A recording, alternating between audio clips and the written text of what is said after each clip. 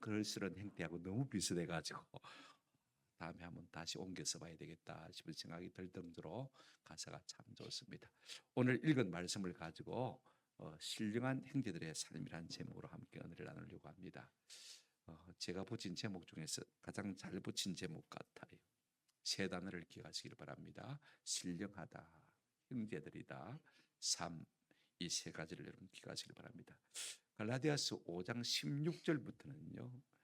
주제가 완전히 바뀌어서 오직 우리가 성령으로 행하라라고 말하고 있는 것을 볼 수가 있습니다. 그러면 성령으로 행하는 것이 무엇이냐? 계속해서 우리가 지금 상고하고 있습니다만은 여러분 우리가 말씀을 들으면요. 자꾸 성령이 우리 가운데 역사하게 되어져요. 말씀을 안 듣고 안 들으면요. 성령은 우리 속에서 자꾸 소멸되어 가는 것입니다. 우리가 말씀을 받았을 때 예를 들어서 기도에 대한 주제에 말씀을 받았지 않습니까? 한두 번이라도 기도해 보려고 애를 쓰면요. 하나님의 성령이 우리 가운데 역사하는 것을 느낄 수가 있습니다. 아멘. 사랑하라는 설교를 들었으면요.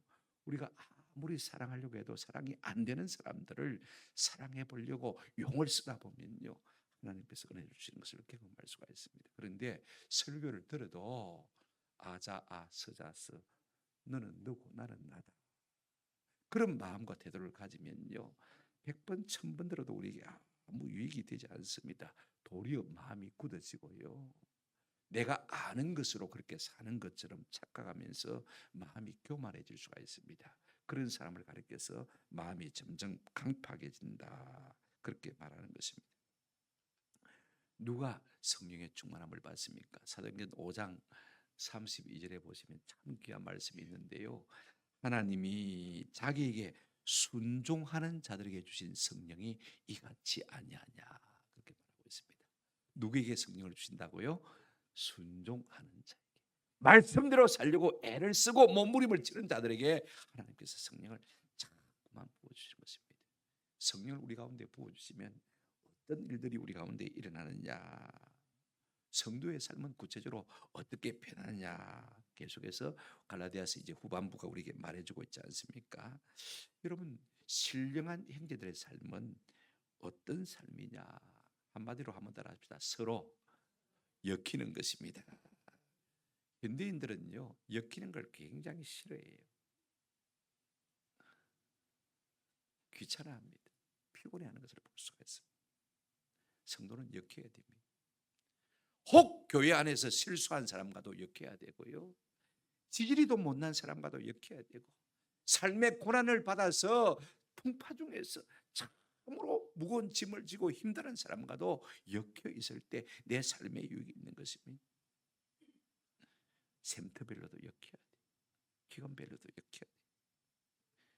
그렇게 해서 어떻게 해야 됩니까? 그것이 오늘 본문이 우리에게 말해주고 있는 것입니다. 이제 하나하나 우리가 생각하면서 은혜와 도전을 받으시기를 바랍니다. 첫 번째로 우리가 교회 안에서 혹 실수해서 넘어진 범죄한 자들을 너희가 바로 잡으라라고 말하고 있는 것을 볼 수가 있습니다. 1절 한번 보실까요?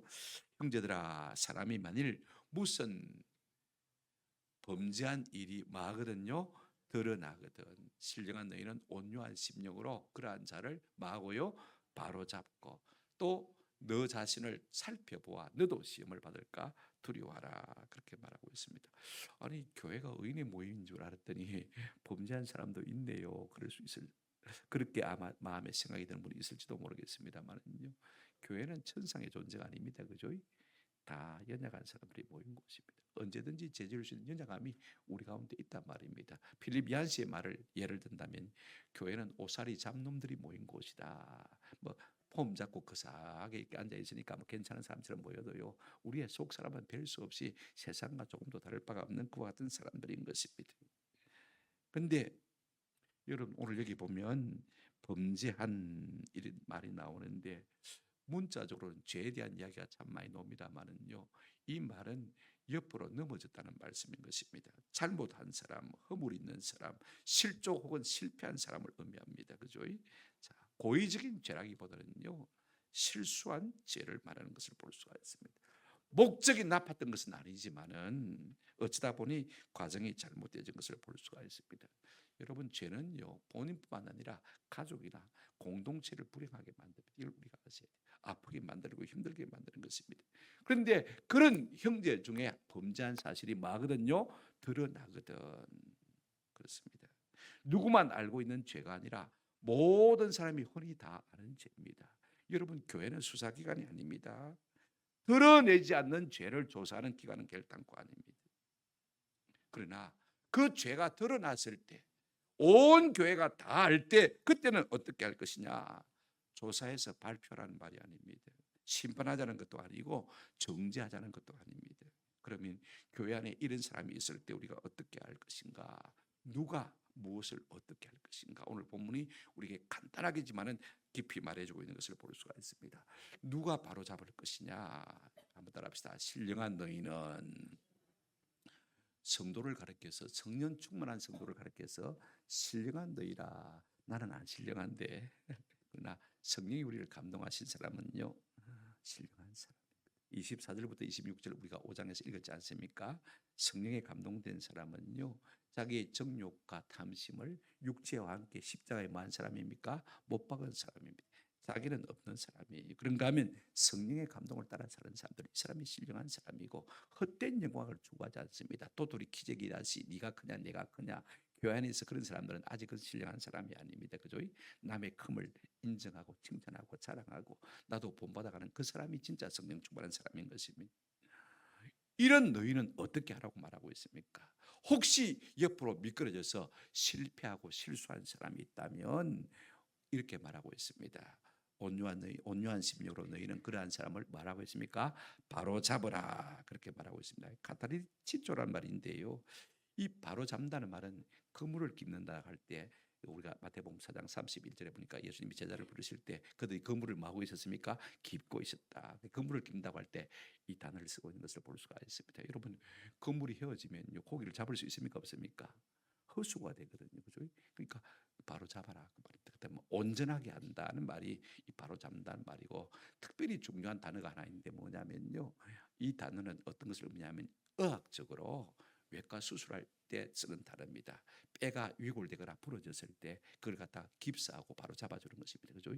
뼈가 위골됐는데 가만히 놔두면 어떻게 됩니까? 그대로 굳어지면 불구가 되고 장애가 됩니다. 그죠? 뼈가 부러졌는데 그걸 바로 잡아줘야지. 안 그러면 이상한 형체가 생겨나게 되죠. 교회가 그런 모양이 되면 별로 모양이 좋지 않지 않습니까? 여러분 교회가 병원인데 그런 사람을 못 본 채 해버리면요 평생 영적인 불구로 살아야 되는 거죠. 그러니까 우리가 그러한 사람을 갖다가 어떻게 하라고요? 바로 잡아주라는 것입니다. 온전히 굳게 설 때까지 그를 위해서 기도해주고 그와 함께 기도해 주어서 온전한 사람이 될 때까지 도와주라 그 말씀인 것입니다. 그런 범죄한 형제들을 우리가 바로잡을 때 어떻게 할 것이냐 오늘 본문 보시기를 바랍니다. 온유한 심령으로 그랬습니다. 한번 따라합시다. 온유한 심령으로. 온유한 심령. 이게 참 이 말이 중요합니다. 온유는요 성령의 열매 가운데 하나지 않습니까? 우리가 온유한 심령으로 실수하고 잘못된 사람을 바로잡으려면 하지 말아야 될 것이 있습니다. 못 본 채 하는 거 그것도 죄입니다. 그렇죠? 그 다음에 함부로 정죄하고 비방하고 비난하는 것도 죄입니다. 이 두 가지가 우리가 참 조심해야 해요. 우리가 실수한 사람을 보면요 엮이기 싫으니까 모르겠다. 내일도 복잡한데 뭐 신경 쓸 게 뭐고 막 모른 체 하는 거, 못 본 척하는 거. 괜히 남의 허물을 꺼내 가지고 내가 기분 좋을 게 뭐 있나, 그죠? 보신주의 이런 것들. 교회 안에서 가장 큰 치명적인 악은요 내 떡 내 먹고 네 떡 네 먹는 것입니다. 이게 안 좋은 거예요. 이거 참 우리가 조심해요. 이런 사람이 참 악질들입니다. 이게 참 조심해요. 교회는요 어차피 그리스도의 몸입니다. 그죠?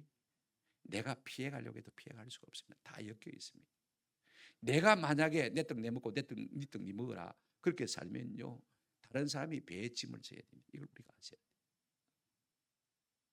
면책은 숨은 사랑보다 낫다 그렇게 성경 말하고 있습니다.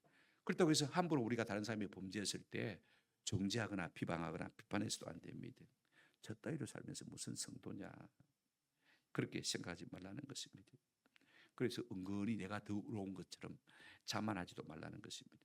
적극적으로 해야 될 것이 무엇이냐면 온유한 심령으로 그러한 자를 바로잡고 할 때, 온유란 말은요 참 중요한 말이에요.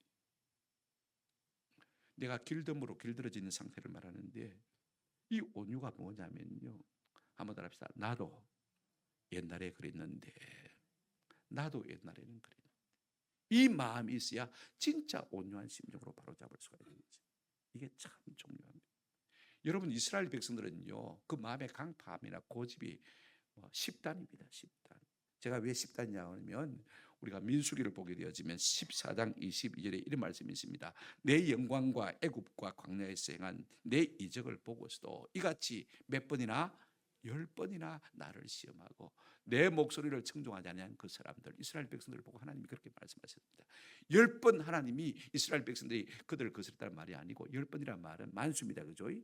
끊임없이 항상 하나님을 대적하더라, 그 말인 것입니다. 그러니까 여러분, 이스라엘 백성들은요 그 마음의 강팍함이 10단입니다. 그러면 모세는 몇 단이냐? 제가 생각할 때는 모세도 5단은 되는 것 같아요. 왜냐하면 하나님께서 호렙산에서 떨기나무 불꽃 가운데서 모세를 부르실 때, 모세야 가라 그랬습니다. 그죠? 이스라엘 백성을 가서 내 백성을 구원해 내라. 그러니까 모세가 아마 여러 가지 변명을 대면서 못하겠다고 합니다. 나는 입이 짧은 자입니다. 언어가 어눌한 사람입니다. 나는 하나님을 잘 알지 못합니다.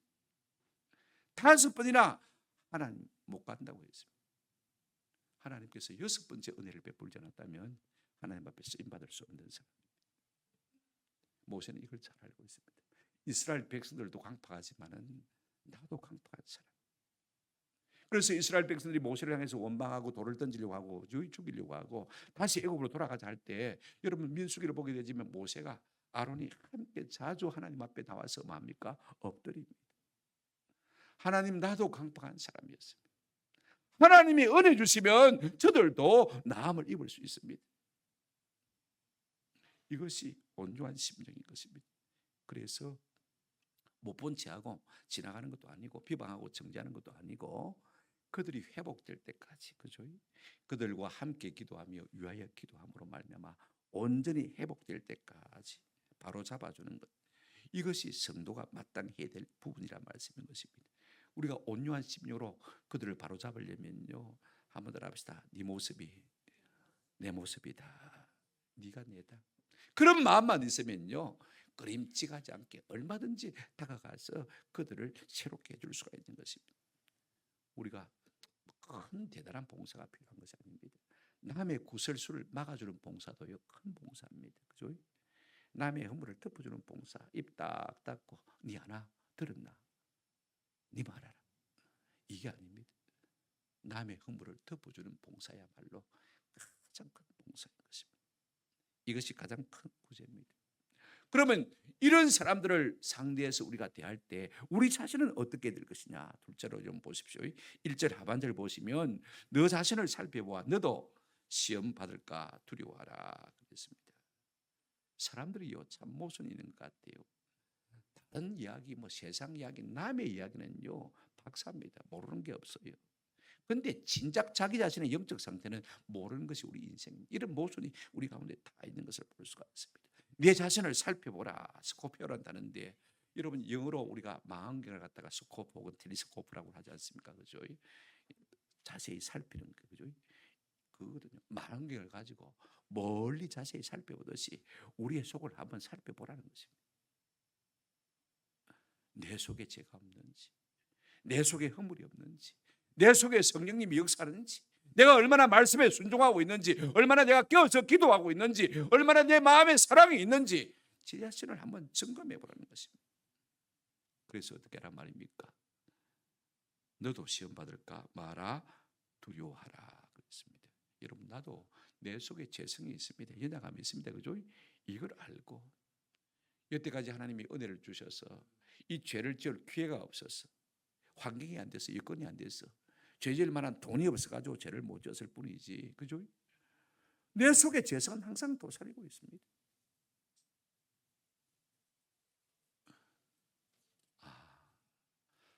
내가 죄를 지지 않은 것은 하나님의 은혜였구나. 그죠?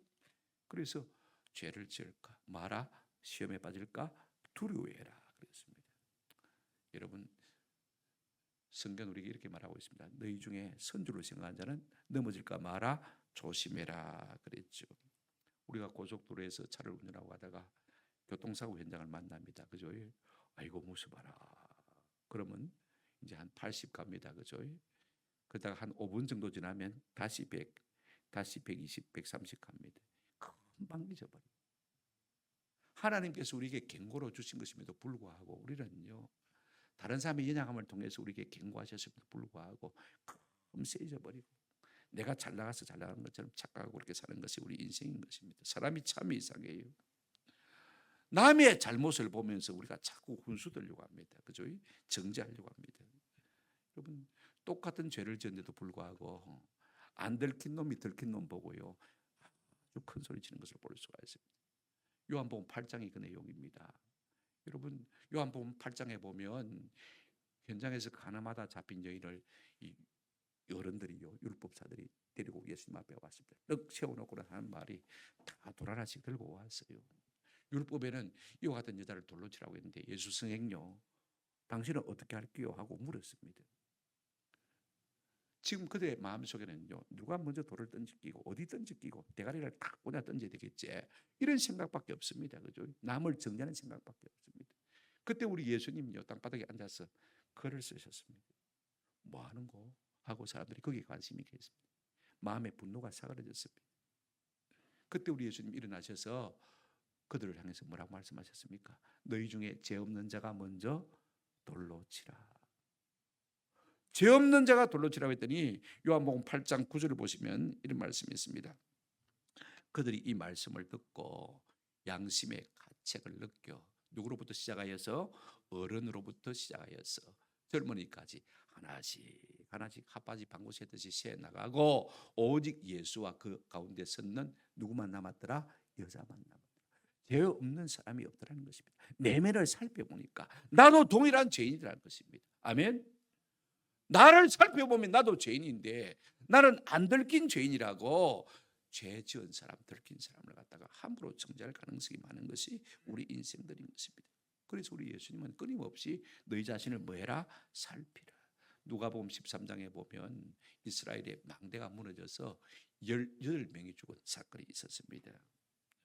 그들은요, 저들이 죄가 많아서 죽었겠지 그렇게 생각했습니다. 근데 우리 예수님은 그렇게 생각하지 말라고 했습니다. 너희도 만일 회개치 아니하면 다 이와 같이 말이라 망하리라. 타산지석으로 삼으라는 것입니다. 내가 어려워서 그런 것이 아니라는 것입니다. 우리가 남의 허물을 보면서요, 우리 통일하게 똑같은 생각을 가져야 돼요. 정리하면 그렇습니다. 우리 교회 안에서 허물을 가진 사람을 만나면 만나기조차 꺼림칙하지 않습니까? 그죠? 그런데 그렇게 하지 말라는 것입니다. 못 본 채 하지 말라는 것입니다. 역히라는 것입니다. 그래서 그를 위해서 기도하고 함께 기도하라는 것입니다. 바로 잡을 때까지, 그죠? 바로 설 때까지. 그런가 하면 그들의 실수로 말미암아서 실수를 이용해서 내가 거룩한 채 하지 말라는 것입니다. 네 자신도 그와 같은 시험을 받을까 마라 두려워하라 그랬습니다. 나도 자칫 잘못하면 내가 그림도 못할 수 있는 사람인데 내가 그를 정죄할 여력이 뭐가 있냐? 여러분, 역지사지로 삼아야 됩니다. 연약함 가운데 빠진 사람은요, 누군가가 손잡아주지 않으면 쉽게 일어날 수가 없습니다. 맞습니까? 그러니까 내가 만약 그런 연약함 가운데 빠졌다고 생각하시면요, 누군가가 내 손을 잡아준다면, 나와 함께 준다면 얼마나 반갑겠습니까? 의로운 자와 나와 함께 해주셔서 그 의의 명예를 내게 나눠준다면요, 얼마나 위로가 되겠습니까? 목사님 같이 거룩한 사람이 그죠? 다가가서 함께 울어주고 함께 뭐합니까? 기도해주면요, 내 의가 그에게 전달되는 겁니다. 그죠? 명예를 얻게 되는 거니까 얼마나 좋은 것입니까? 내가 거룩한 사람이라고 생각되어진다면요, 그 같은 사람을 갖다가 찾아가서 손잡아주고 위로해주고 격려해주라는 것입니다. 온전하게 설 때까지 말입니다. 그리고 항상 그 사람을 거울 삼아서 타산지수로 삼아서 말하고 있습니까? 내 자신을 갖다가 살피라는 것입니다. 그리고 혹시 나도 시험 받을까 뭐해라? 두려워해라. 이것이 신령한 사람들의 삶의 모습인 것입니다. 아멘. 우리에게 이와 같은 은혜가 있기를 주님의 이름으로 축원합니다. 두 번째로 여러분 보십시다. 중한 짐은 서로 나누어지라고 말하고 있습니다. 2절 보십니다. 너희가 짐을 서로 지라 그리하여 그리스도의 법을 성취하라. 이게 짐은요 바로서란 말인데 아주 무거운 짐을 말합니다. 심히 힘든 수고를 말합니다. 너희가 짐을 서로 지라. 서로란 말이 강조되어 있는 것을 볼 수가 있습니다. 여러분 성도는요 어차피 혼자가 아닙니다. 내가 혼자라 해도요 어차피 혼자 될 수가 없는 사람입니다. 내가 혼자 놀면요 누군가는 여러분이 혼자 노는 대신에 그 일을 감당해야 됩니다. 이걸 우리가 아셔야 돼요. 어떤 짐입니까? 삶의 무게입니다. 살면서요 삶의 무게를 느끼지 않는 사람 아무도 없습니다. 돈 걱정이 없는 사람은요 인간관계 고통이 있습니다. 어떤 사람은 자꾸 지가 올라가려고 나를 밟고 딛고 올라서려고 그러고요. 어떤 사람은 지가 추락하면서 나를 끄집어 내려서 함께 떨어지려고 하고요. 여러분 상처 입은 인간들 가운데서 우리도 상처 입지 않을 수가 없습니다. 이것도 인생의 무거운 짐이죠. 그래서 우리 예수님은 우리 인생을 정의하기를 마태복음 11장 28절에서 뭐라고 했습니까? 수고하고 무거운 뭐라고요? 짐진 자들이라고 말했습니다. 나만 짐이 있는 것이 아니고 우리 모두가 다 자기 인생의 무거운 짐을 지고 사는 사람들인 것입니다. 여기에 짐이라고 할 때는 특별히요 죄의 짐을 말하는 것을 볼 수가 있습니다. 시편 보실까요? 38편 4절입니다. 다윗의 고백입니다. 시편 38편 4절 그 앞에 있습니다. 시편 38편 4절 내 죄악이 내 머리에 넘쳐서 무거운 짐 같으니 내가 감당할 수가 없나이다. 다윗이 우리아의 아내 바세바를 범한 다음에 그 죄가 얼마나 무거운지 내 머리에 넘쳐서 무거운 짐 같으니 내가 뭐 할 수 없다? 감당할 수 없다. 여러분 우리가 죄를 지으면 그래요. 시편 34편 보시면 32편 보시면 3절 4절에 내가 입을 열지 아니하고 때에 종일 신음함으로 내 뼈가 쇠하였도다. 주의 손이 주야로 나를 마시오니 누르시오니. 하나님이 그 큰 손으로 우리를 다 눌러놓고 있으면요, 그죠? 한번 생각해 보십시오. 얼마나 무겁겠습니까? 뭐라고 했습니까? 내 진액이 빠져서 여름 가뭄에 뭐같이 되었다고요? 마름같이. 여름에 그죠? 비가 안 와가지고 논바닥이 쩍쩍 갈라지고 몸이 기가 차. 그 무거운 하나님의 손이 누르고 있으니까 그냥 압착이 되는 것이죠. 꽉 눌려져 가지고요. 그냥 진액이 다 빠져버린 그와 같은 삶인 것입니다. 사람들은 겉으로는요 말수각이 있으니까 막 괜찮은 사람처럼 보여도요 속을 뒤집어 보면요 이 죄무기 때문에 다 마음에 힘들어하는 사람들. 그런데 이 동일하게 다윗이 나중에 시편 68편 19절에 보면 이런 고백을 하고 있는 것을 볼 수가 있습니다. 날마다 우리의 짐을 지시는 주곧 우리의 구원이신 하나님을 말지라 찬송할지로다. 하나님이 내 짐을 대신 져주다라는 것입니다.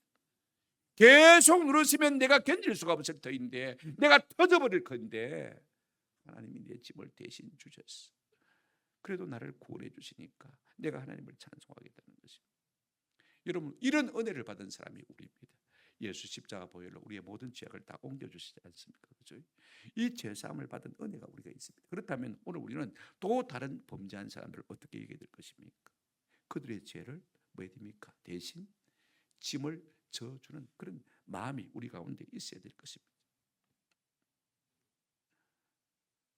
니만 죄인이 아니다. 나도 죄인이다.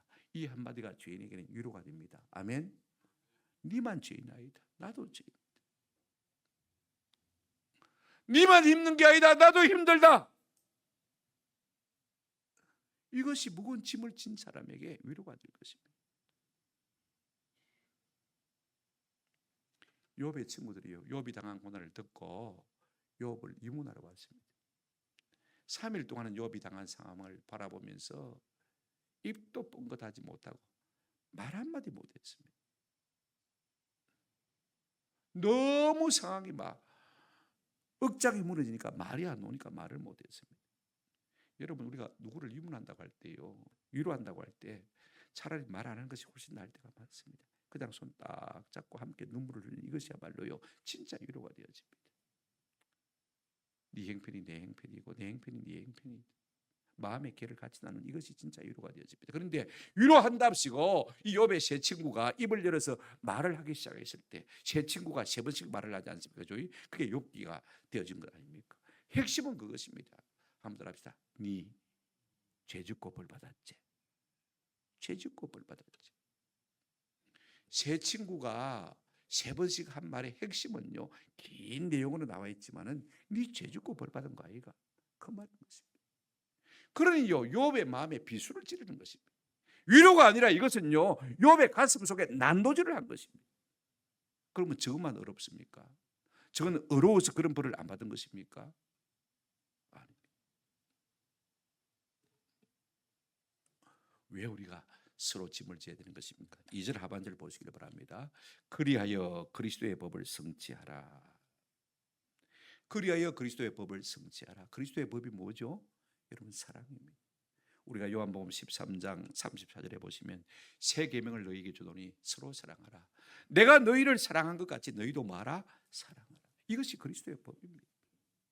못 본 채 하는 것도 아니고 정죄하는 것도 아니고, 같은 낮은 자리에 들어가서 같은 연약함을 가지고 네가 내다 불쌍히 여기는 마음을 가지고 그들의 짐을 함께 져주는 이것이야말로 진정한 사랑이라는 것입니다. 사랑함으로 짐을 대신 져주라는 것입니다.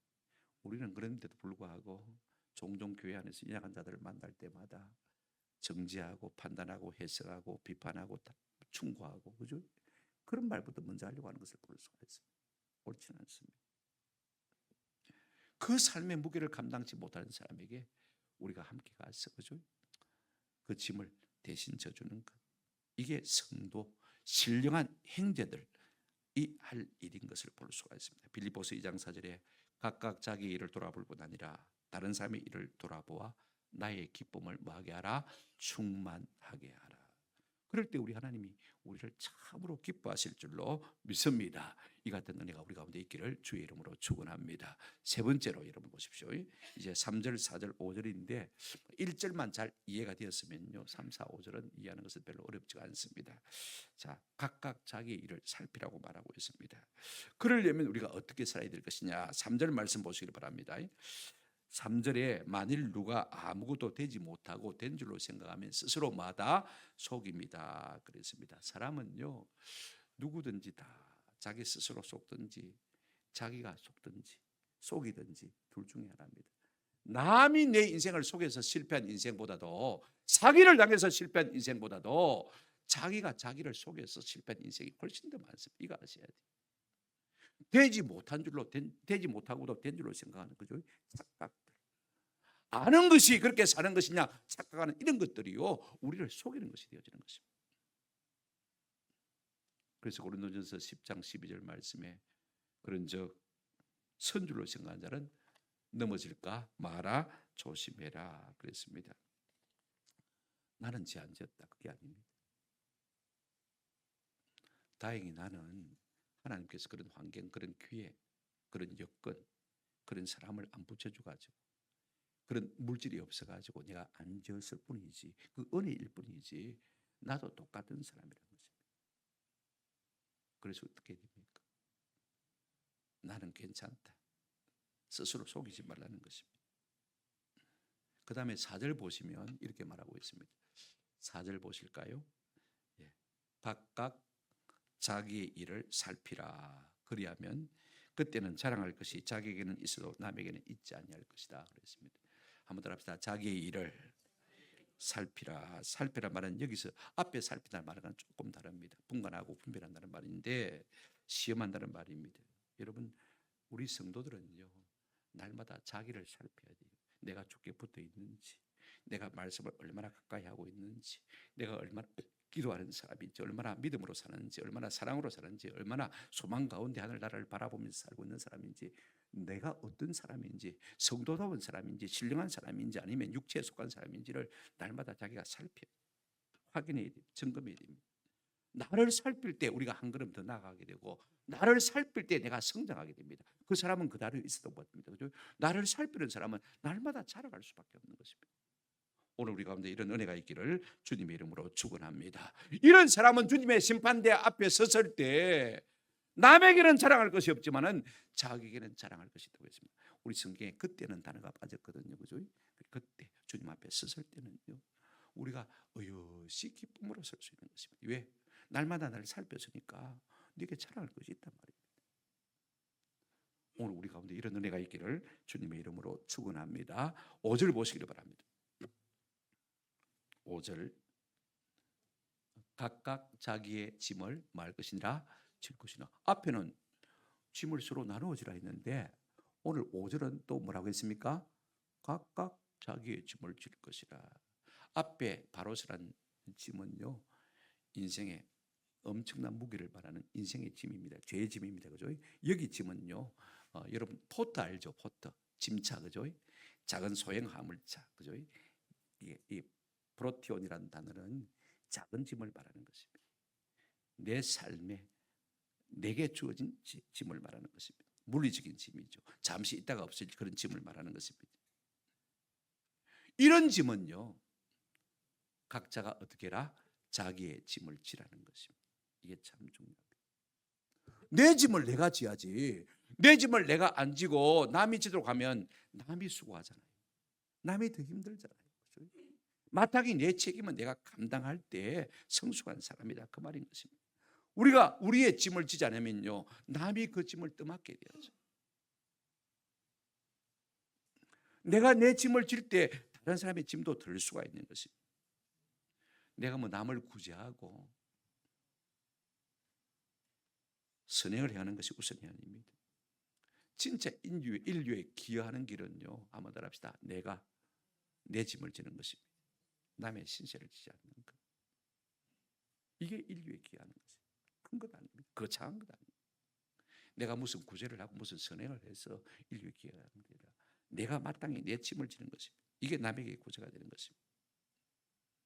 얼굴 하나도 우리가 펴고 살면요 그게 구제가 되어집니다. 위로가 없잖아요. 힘을 얻잖아요. 그죠? 찌푸리고 살아보세요. 남도 그냥 막 기분이 언짢아집니다. 별거 아니에요. 우리가 사람이. 내 짐을 내가 감당하면서 사는 것. 이것이 우리가 참으로 인류에 귀하는 가장 귀한 권면이 되어지는 것입니다. 말씀을 맺습니다. 우리가 신령한 사람이라면 말입니다. 세 가지를 하라고 말씀하고 있습니다. 우리 중에 누가 범죄한 일이 드러나거든 신령한 너희는 한번 따라합시다. 온유한 심령으로 그러한 자를 바로잡아라. 때리 막 패에서 바로잡아 말이 아닙니다. 그죠? 예. 온전히 회복될 때까지 그 죄에서 떠날 때까지 도박에서 마약에서 떠날 때까지 중독에서 떠날 때까지 그와 함께 있어주고 그죠? 그를 위해서 기도하고 함께 기도하는 이것입니다.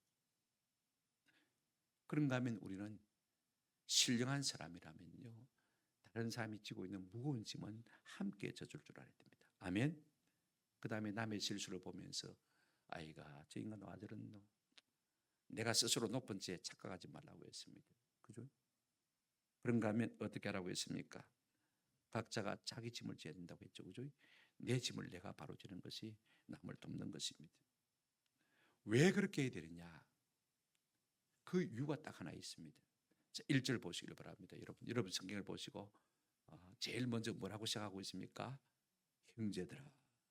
한번 합시다. 형제들아. 우리가 형제이기 때문에 그렇게 되는 것입니다. 남이라면 몰라도 그리스도 안에서 한 피를 나누는 뭐라고요? 한 형제 자매란 말입니다. 우리가 뭐 시댁 허물이야 뭐 함부로 나벌거릴 수 있겠죠, 그죠? 그런데 피줄을 함께 나누는 형제를 피를 같이 나누는 형제를 갖다가 우리가 뭐 시식 올라간 함으로 이야기합니까? 허물이 있어도 그죠? 감추고 덮고 그렇게 하지 않습니다. 우리는 시댁 식구가 아닙니다. 한번 따라합시다. 친족입니다. 같은 혈통을 나누는 사람들인 것입니다. 그리스도 안에서 예수 그리스도의 피로 한 형제 자매 된 사람들입니다. 성경은 우리에게 이렇게 말하고 있습니다. 고린도전서 12장 27절에 너희는 그리스도의 몸이요 지체의 뭐라? 각 부분이라. 그건 우리가 부인하려고 해도 부인할 수 없는 것입니다. 만약에 여러분들이 이 일을 하지 않는다면 동맥경화가 걸리겠죠. 그러면 뛰어넘으면 됩니다. 그죠? 여러분만 손해. 그렇기 때문에 우리가 이런 신령한, 그죠? 형제들의 삶을 살라고 촉구하고 있는 것을 볼 수가 있습니다. 오늘 우리가 이런 공동체가 되려면요, 내가 그렇게 살아야 되겠다 몸부림친다고 되는 게 아닙니다. 가장 간단한 비결은 하나입니다. 한번 들어봅시다. 말씀을 높이 드는 것입니다. 말씀의 등불을 높이 들면요, 나도 모르게 말씀이 우리 가운데 스며들어서 그와 같은 힘을 줄 것입니다. 성령이 역사할 것입니다. 아멘. 내가 하려고 하면 안 됩니다. 자꾸 말씀을 듣는 거예요. 그러면 성령이 내 속에서 역사하셔서 할 수 있는 힘을 주시는 것입니다. 아멘. 이 같은 은혜가 우리 가운데 있기를 주님의 이름으로 축원합니다. 사람이 그냥 발라지지 않습니다. 아무리 옆에서 죄인이라고 해도요, 자기 스스로가 죄인인 줄 인정하지 않으면요, 절대로 고칠 수가 없습니다. 말씀과 성령은 어떤 일을 하느냐? 우리의 깊은 곳을 비추어 주셔서 우리의 죄와 허물을 깨달아지게 하는 것입니다. 깨달아지면 고칠 수가 있습니다. 아멘. 내가 내 병이 뭔지를 알면 노력하게 돼 있어요. 고치려고 애를 쓰게 돼 있어요. 성령께서 역사하시는 것입니다.